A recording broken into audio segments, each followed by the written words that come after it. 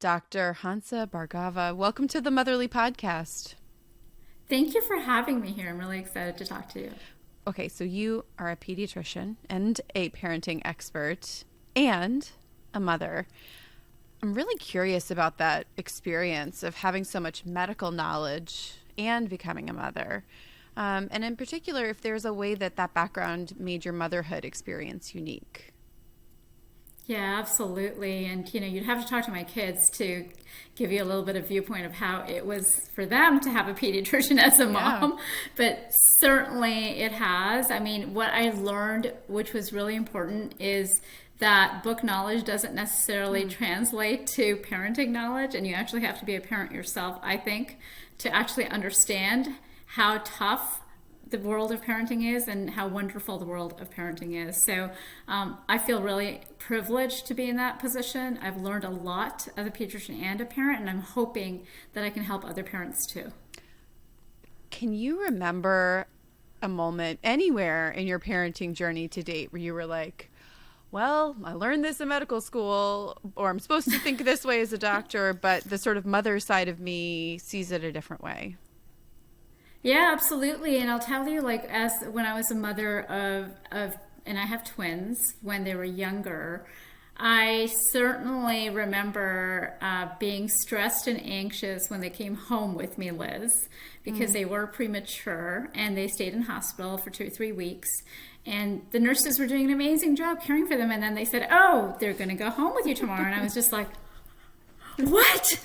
Oh no! And I just remember putting them helping me put these 3.5-pound babies into car seats and bundling in them, and then putting them in the car seat. And then, the nurse said, she looked at me, she said, you will be all right, I promise. And there I was, driving home and thinking to myself, oh my God, these little ones are completely dependent on me. And I was a pediatrician, and yet I still felt there was this part of me that was terrified that I would do the wrong thing. And I think as moms, we often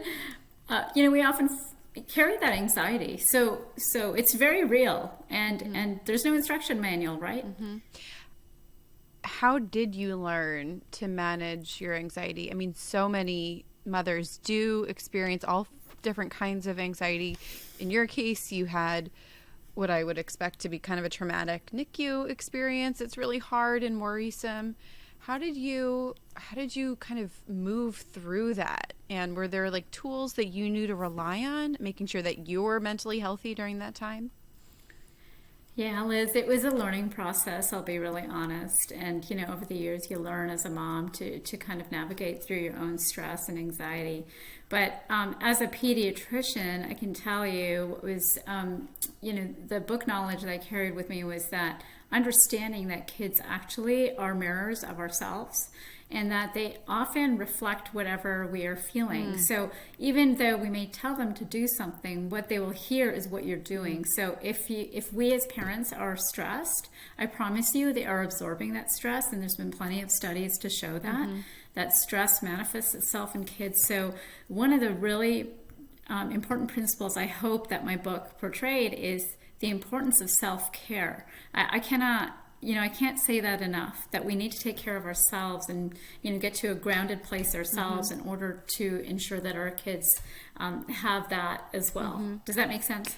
Oh, it makes a lot of sense. And we're going to talk a lot about self-care and why even prioritizing the well-being of parents, has this ripple effect in families, because there's a lot to cover from your book. I also just want to talk a little bit about your upbringing. On the one hand, I know you were raised by a single mother and now are raising your teens as a single mom. And you mention on your Twitter bio, among your many accolades and achievements, one of the things that says is, I'm not a tiger mom. So I'm wondering if you could tell us more about your background, how you would describe your upbringing and parenting style, and how you would describe your current parenting style. Sure. And so, I was born in Canada and to an immigrant mom who had migrated here in her 20s. She had a master's degree in Sanskrit, which meant nothing in the Canadian world. So she had to go back and re-educate herself while she was raising us 3 girls. by herself also. So I would say that my childhood was not easy from that perspective, and certainly from her perspective, it was, I can't even imagine how hard it was for herself to educate herself, find a job, and raise these three girls. But what she really did right really helped us, me and my sisters, build resiliency. And that was, for her, the North Star was open, like making sure that she was around for her kids and communicating with them. Like that communication line, like we would sit there for hours at the kitchen table and talk and talk and talk. And the other thing that she really wanted us to have in the summers was a lot of time to just do whatever. So like that unstructured, unscheduled time, I think, contributed to us kind of being creative. And of course, lastly, I would not be telling the truth if I didn't say that she definitely pushed us in education. And that's led us to be, all three of us, to be career women, and we're very fortunate for that. But I go back to the kitchen. To me, the childhood is about the kitchen table and talking to her about anything and everything, having those long discussions, as well as the fact that we had those summers. And lastly, very importantly, she made sure there was a village around us, and that was, her extended family and her friends. So, I think those are really important parts that I think has helped me build my resiliency, if that makes sense.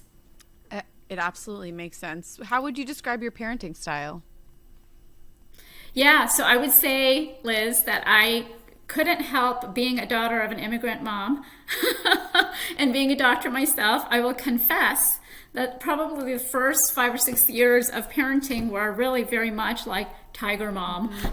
And then I came to like this point where I understood that me being stressed out all the time and me trying to helicopter and me trying to like make sure everything was just right was not helping my kids. It really wasn't helping my kids. And so I talk about that in the book, actually, and how that was like I had this epiphany.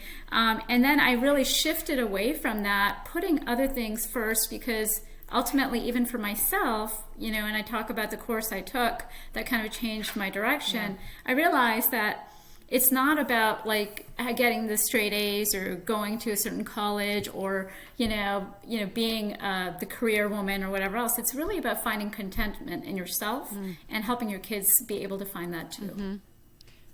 This is a book about how to raise happy and healthy kids, and it's a book not just about happiness for happiness's sake of like I just want my kids to be happy. No, it's about like true well-being on every level.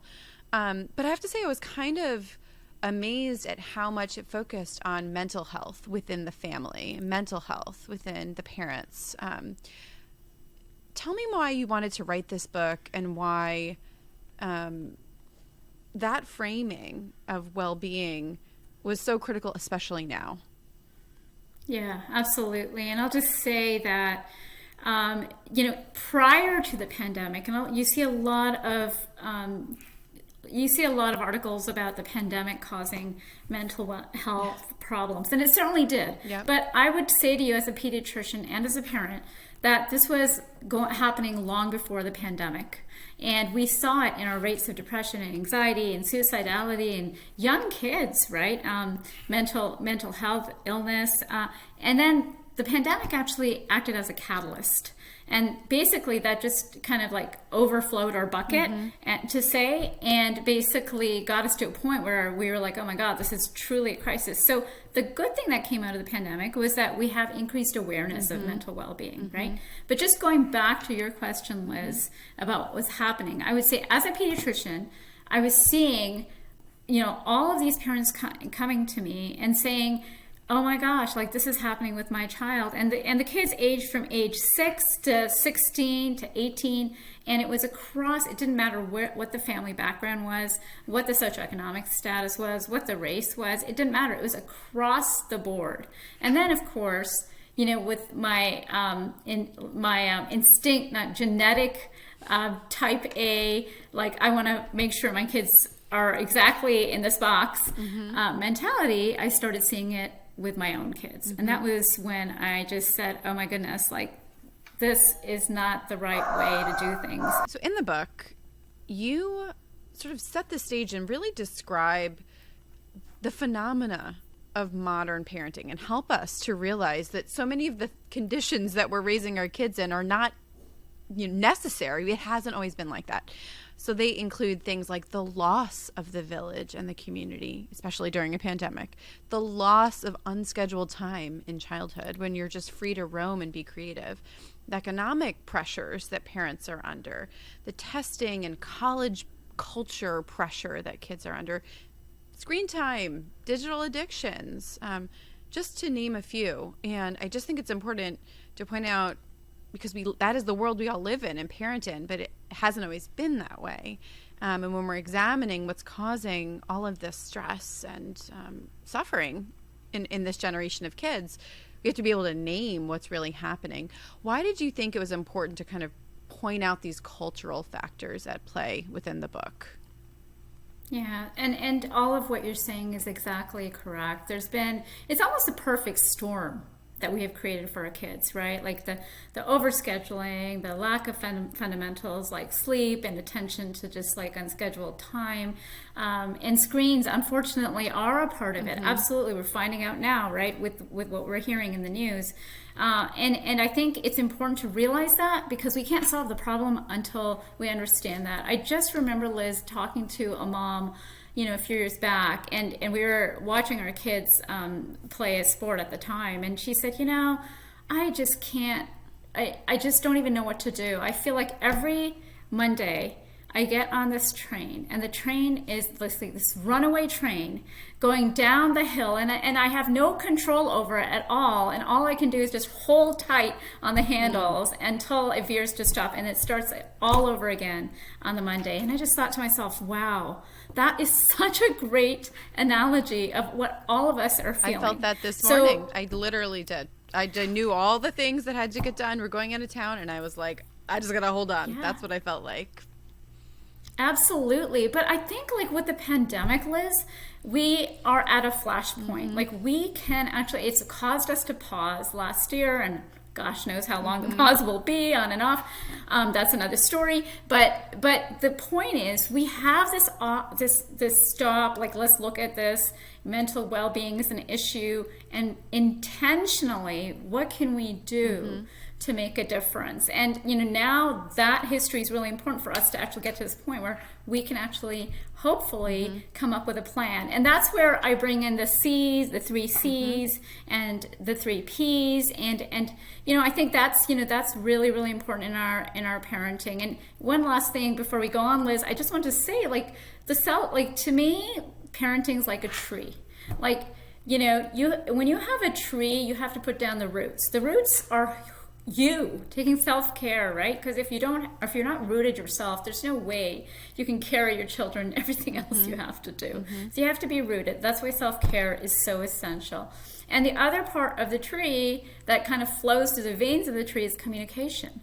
Like you have to communicate with everyone around you, but especially keep those lines open for your kids, because that's going to be the foundation of parenthood as they get older. When they become teenagers, and you might not know where they are, even if you have apps, it doesn't matter. Like you can track where they are, but do you know what they're doing? Like, and so that's really important. And then the C's and P's are kind of branches of that tree. So I'm happy to talk about that. I want to talk about the C's and the P's. But one question before, as we've already mentioned, your book and framework and research really shows how mental health is at a crisis for kids, but there is this connection to some of these fundamentals of life that is necessary for health, like sleep, nutrition, unstructured downtime, healthy relationships, and communication. And when I read those, when I think about those, on any given week, we're actually not doing really great in my family on those things, but they're some of the most basic and foundational components. So could you talk about those fundamentals as you've researched them, and any ways we can rethink, some of the basics that in many houses have kind of gone off kilter?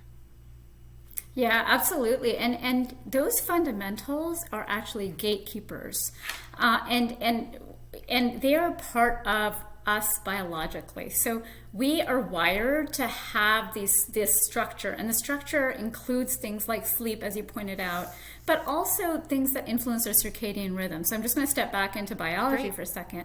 and talk about what's happened. So there's structural elements, which actually there's a German word for it. It's called Zeitgeber, and it's like timekeepers almost. So our biological clock is wired to kind of look at those timekeepers and kind of keep us grounded by the structure. And some of that structure includes sleep, but also includes light outside, not light from our laptops.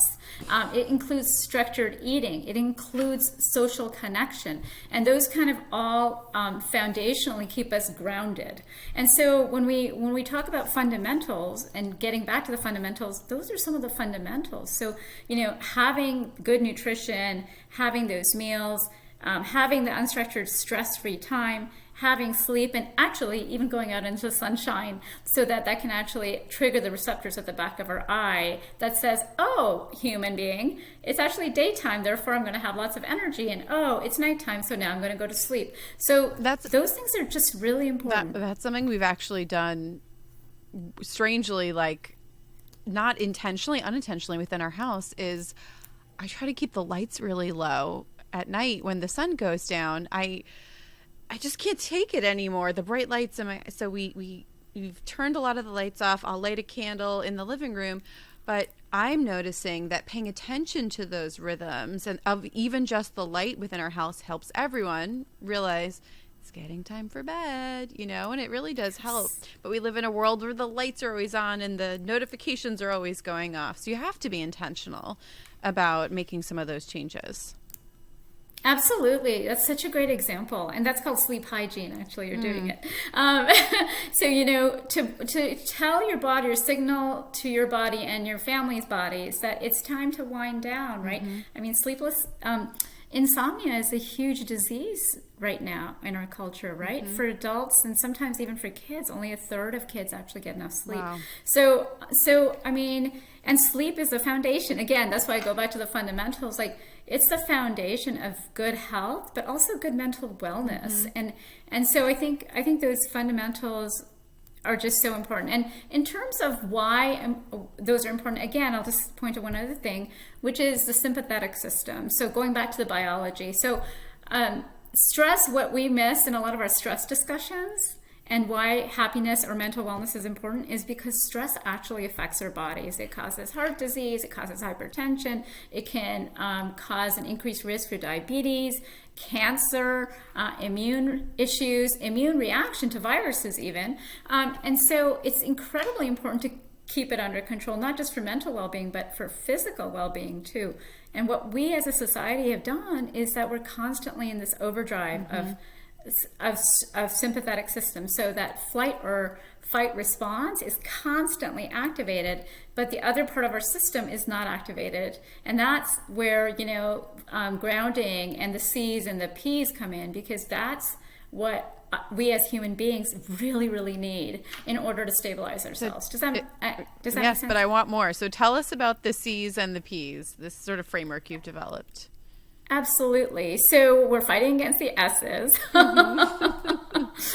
which is stress, sleeplessness, scheduling, screens. And the C's are incredibly important. So the 3 C's I talk about are basically centering yourself, in terms of, what we talked about, but also connection. Like, the connection is so important. And sadly, the pandemic actually made that worse because we were socially isolated. I'm not saying that it wasn't the right thing to do at the time, but it resulted in social isolation, which increased your stress response, right? And so connection to your people, and I talk to our peeps, it could be 3 people, it could be 1 person, it could be 5 people, but that inner circle is so important to form for ourselves, but also teach our kids about too. And I talk to my kids a lot about how just like you want an A on that test, it's really important to understand how to make relationships, to keep them alive, to feed them, and to grow them. So those relationships are basically your peeps that you stand by no matter what, and they stand by you.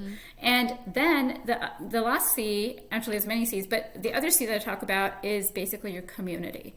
And community is really important. We're wired to need community. So if you look back at thousands of years of humanity, no matter where you go in the world, which culture, which religion, it is actually woven into the fabric, right? Community. Is that your church? Is it a temple? Is it your soccer club? Is it your community, like your neighborhood? You know, that community is important. Or is it Cheers, where everybody knows your name, right? But that's really important to feel like you belong. And that's your village. And that's also an important C, again, to stabilize us. What about the P's? Yeah, the P's are really important too. So this is, again, the tools of life and emotional well-being. So one of the biggest P's is actually pause.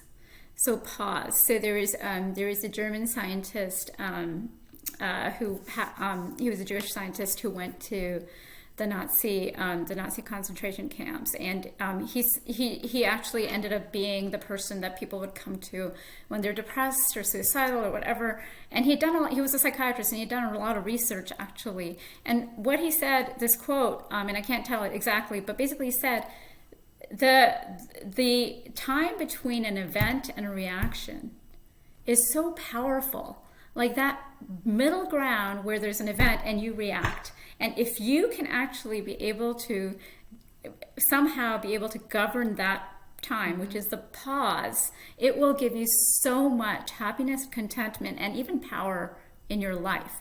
So the pause is really important, whether it's that kind of reaction or whether it's actually taking time to actually sit down and give yourself that space to think and to be. And that could be meditation, or it could be a walk with your dog. It could be anything, but building that into your life is really important. So that's one really important P.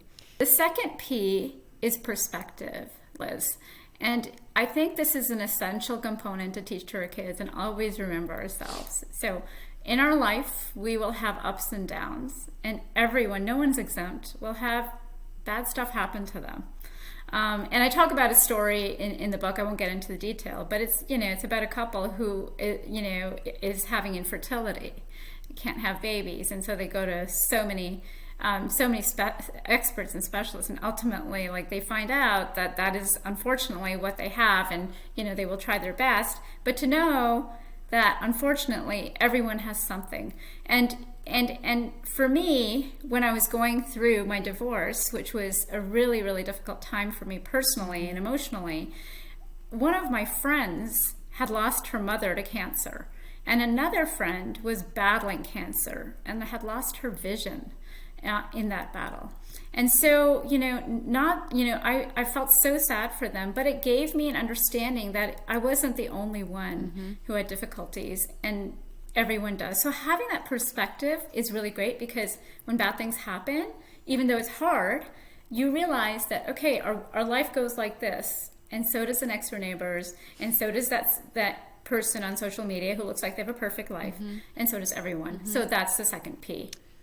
So the third P is finding purpose, and a North Star that you look towards as a guiding light, basically. And that P could be different in different phases of your life. So maybe right now it's being the best parent you can be.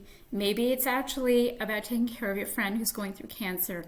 Maybe it's, having some purpose in terms of your career, where you want to go. So it could be anything, and it can change. But having that purpose or guiding light actually really helps all of us feel content.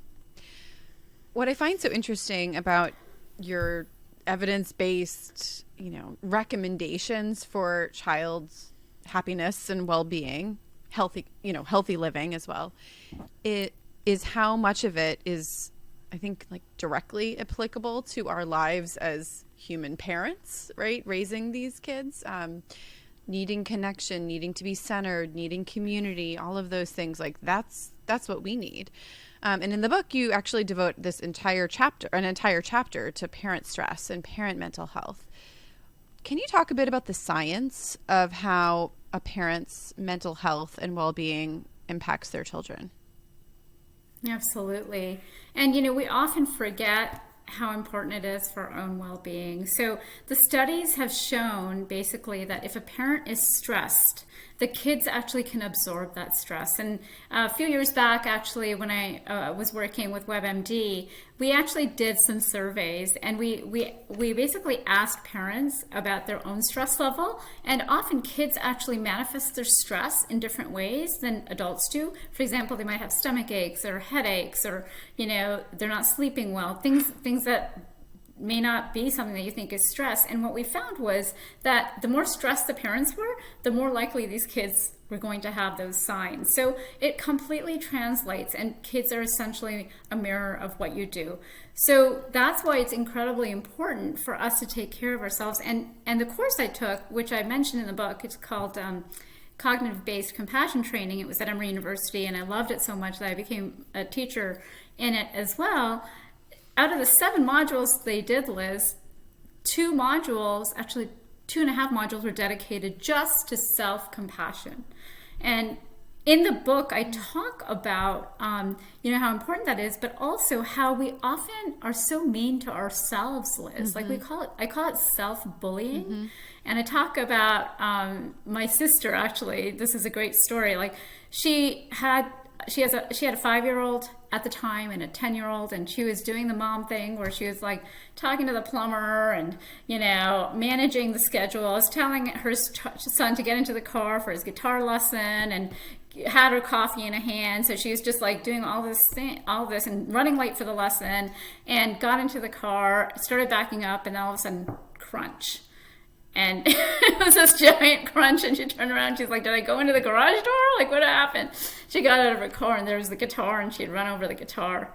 And I just tell that story because, gosh, those kind of things happen to me. I don't know if they happen to you, but it's happened to me. But it's the after event that I worry about for parents, and that is she basically kicked herself for 2 or 3 days saying, oh my God, I was so stupid, and how could I do this, and I always do these dumb things, and all this stuff. And basically that conversation that had is, I call self-bullying. We talk to ourselves that way.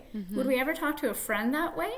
No, absolutely not. So when I say self-care, it's not just about like taking the baths or whatever else. It's also about having a different view of yourself and knowing that that's just like one event in one day out of 365 days over how many years, and just having the perspective and the self-compassion to say it's okay. Like, I deserve to be treated better than I am treating myself right now.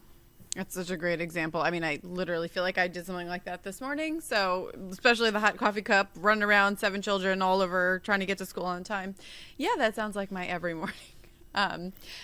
You've talked a bit about the fact that you were recently divorced and now raising your kids as a single mom, and even write about how you noticed challenges within your own kids, that they were absorbing the stress of what was going on in your marriage. I guess I'm curious, how did you maybe coach or have compassion for yourself through that experience? Because it's something that many parents will experience, and you had the scientific knowledge of it, but you also had to live through witnessing your kids absorb that stress. So what was that like, and were you able to be compassionate to yourself through that process? Yeah, and I think that's where, I did draw, I did practice what I preach, and I did draw on the 3 C's, trying to make time in my schedule for myself. Whether that was just, sitting down, watching a TV show for 30 minutes by myself, or getting onto the phone with a girlfriend and just kind of going through the events of the day, which were tough at that time. So the C's, and then also just making sure I had perspective, about this tough time that I was going through, but knowing that it was a period of time and that things would be fine afterwards and were fine before. So it was a blip in my life, basically. I did see that the stress of our, our conversations, me and the father of my children, were causing a lot of stress on my kids. And unfortunately, we're making them really anxious and stressed out. And in fact, my son ended up having a lot of physical illness from it. He would have stomach aches and headaches and was missing school. And so that was really the catalyst of where I decided this environment was not the right environment for my kids' emotional and physical well-being. And I'm not saying I didn't try, Liz, look, I tried for years and years and years, and so did my ex, and it just wasn't working. And now we're on the other side of it, and I try my best to make sure that I take care of myself so that I can be calm and compassionate when my kids come home and there's an issue that they have, whether it's with friends, with the academics, or something else, or if they're sick. I can actually come from a really grounded place to help them, if that makes sense. Makes a lot of sense. And thank you for sharing so openly about what your family went through. Okay, one of the things I found really kind of mind-blowing in the book, you cited a study that says this, quote, time-intensive parenting leads to kids feeling less confident in their own abilities and more likely to experience anxiety and stress. That was the quote. I know that it's kind of up to like, how do you define time-intensive parenting? But what we're ultimately talking about is like a kind of helicopter parenting that exerts a lot of control and pressure on kids. You know, no, we all know, like, no, I don't want to be a helicopter parent, but it's really hard to figure out how to strike that right balance between coaching, encouraging, equipping, and kind of letting our kids go. Can you talk about how we can strike a healthy balance of, you know, pushing our kids to be the best, whatever that means that they can be, but also letting them go and be whoever they are? Like, how can we get that balance right in a way that's healthy for the family unit? Yeah, absolutely. Such a great question. And you know, I'll just say that it's hard for us, for me too, not to go back to helicoptering, because you want the best for your kids, right? And you want to do whatever you can to make sure that they are okay. It's instinctive. Mm-hmm. So you almost have to be intentional, not instinctive, right? And so when you're intentional, I think it's taking those opportunities to allow them to fall. And I'm not saying fall in a bad way, that, oh, go drive the car and you don't have any lessons. Mm-hmm.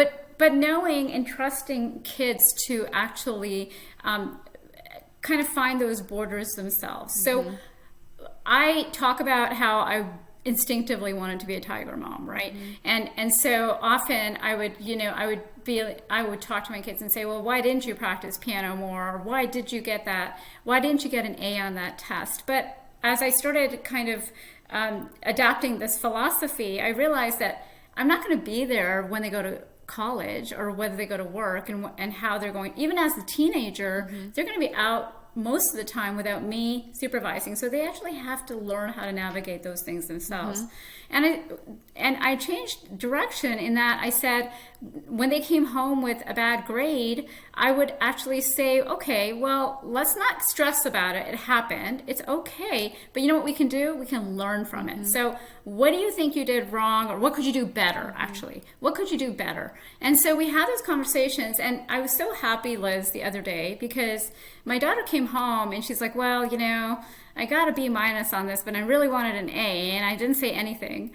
And she said, but I know what I can do better next time, so I'm not going to worry about this, and I'm just going to try and do better next time. So by letting them fall and letting them actually find their own borders, mm-hmm. they will learn actually how to navigate. And one other story that I thought was really interesting, Liz, a friend of mine who runs a business hired this student who had graduated from a really great university, right? So good on paper, like everything was perfect. And so he hires her, and every day she shows up late for work. And so he talks to her about it, and she corrects herself for a couple of days, and then she shows up late again. And finally, after about a month or two of this happening, he sits down and has lunch with her and says, you know, can you just explain to me, like, what's going on here? And she looks down at her feet and she's like, well, it's kind of embarrassing. And he says, well, what? And she says, well, my mom always woke me up for school. She always woke me up in high school, and in college, she would wake me up in college also for my classes and also remind me of exams and texts. So now I'm at this job and I'm not really sure like how to navigate mm-hmm. that. So again, like doing everything for our kids is not really setting them up for life. Mm-hmm. And that's including not just success from a job perspective, but also success in relationships mm-hmm. and success in health. And so I think it's really important for us to believe that they will be okay, Liz. They will be okay. They might take the long road, but they will be okay. Yeah, I think that the book actually invited me to kind of reflect on like the purpose of parenting. right? Because it's just this Yes. abundance of research showing that kind of the modern school ecosystem that we all, raise our kids in is not necessarily driving at like long-term healthy outcomes, like being able to wake yourself up in the morning, or having a plan to how you're going to get woken up in the morning. Like that is actually, if you can't do that, you're not going to get to the great job that you got because of your great resume. So, I mean, it's just such a perfect example. I was thinking of another one because my daughter left her coat at home today and it's really cold outside, but she's in kindergarten. I'm not really sure what's going to happen, if they're going to keep her inside. I don't know. She's going to go outside and be cold. And there was definitely a part of me that wanted to like drive her coat back to school. But, I know that it's going to be a lesson learned. She's probably not going to forget her coat next time either way, whatever she has to navigate with. And those little quote failures, which are not failures, they're really learning opportunities, like giving them chances to learn those things early and often when the stakes are relatively low. Like that is something I have to remind myself how to do, because my instinct is to want to like take her coat, make sure she gets her coat, but she has to learn too.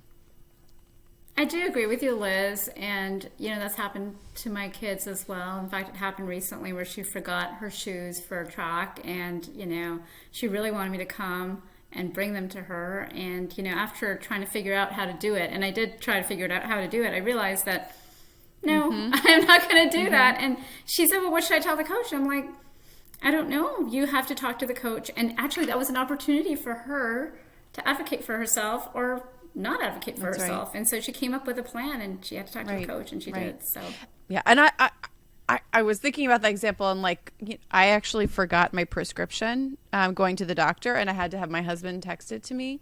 We all make mistakes, right? But it's also so it's not like never help your kid, but there are being able to see these challenges with the opportunity of what else can I teach my child through this experience, I think is part of what you're driving at through the book. I think another really important just quality of modern childhood and parent and family life is this loss of unstructured time. Even that term, like you have to kind of define it, because in the past, as my dad likes to remind me, I would just go out the back door and play baseball with all the boys from the neighborhood. And my kids don't do that. That's not how we do play dates, right? So can you describe what has happened with this loss of unstructured childhood, and maybe make some recommendations for ways that parents can build in unstructured time, especially as we're kind of opening up again and reimagining life post-pandemic? Yeah, absolutely. And I think we have lost unstructured time. And I think that's a combination of all of what we spoke about, but also the parental version of keeping up with the Joneses. So, your neighbor's got the child in a travel team, and you start thinking, well, maybe I need to do that too. Or, this person's doing that. So so we end up scheduling. But the unstructured time is so important for kids to actually have that foundational learning of whether it's, finding something to do and being able to find something to do by themselves or with the family, or whether it's building on those friendships or having the creativity to go and make some art, for example, or read a book. Those are really important for the foundation of childhood. So I think we have to be intentional again, Liz, because we've gotten into this whirlwind of like everything needs to be scheduled, and build it in for ourselves and our kids. So one of the recommendations that I often make is looking at your weekend schedule and saying, I want, depending on the age of the child, of course, I need a 3 to 4 hour window where I don't have things that I'm running to, and they don't have anything that they're running to, so that that time is actually built in. And you can use that time for creative things like art or reading books, or you could watch a movie with the kids. And I know screen time is supposedly bad, but some screen time is not. Like if that gives you a chance to actually talk to your kids, hang out with your kids, bond with them, then that's okay. Or maybe board games, or maybe throwing a football outside. So those are really, really important elements. And also unstructured time for yourself, or I would say connection time for yourself. So whether it's connecting to yourself or connecting with friends, but building that into every weekend and at least a couple of times a week. And that could be a show, as I talked about. It could be a coffee. It could be a walk in nature. Or it could be just a walk around the neighborhood with your girlfriend or, whoever. Those are really, really important, again, for the foundation and the grounding that we all need. Yeah, I love how you had to tell all of us modern overscheduled mothers, like, schedule downtime. Put it on your calendar to relax. But it's true, and I need to do that for sure. So it's really, really good advice. Well, here at Motherly, we believe that motherhood brings out our superpowers. So those are just talents, forces, passions, things within us that sometimes we didn't even know were there until we became mothers ourselves. So I'm curious, what is your superpower? Depends on who you ask, Liz. Don't ask my kids. No, I'm joking. I think my superpower now, I would say, is connection to my kids, connection to my family, connection to the village. And I really rely on that and lean on that. Also, intentionality. So being really intentional in what I choose to bring into my life and my kids' lives, and knowing that at the end of the day, their mental, emotional, and physical health is the North Star, and so is mine. That's really good. I love it. Dr. Hansa Bhargava, thank you so much for joining us on the podcast. Thank you so much for having me. It was such a fun conversation, Liz.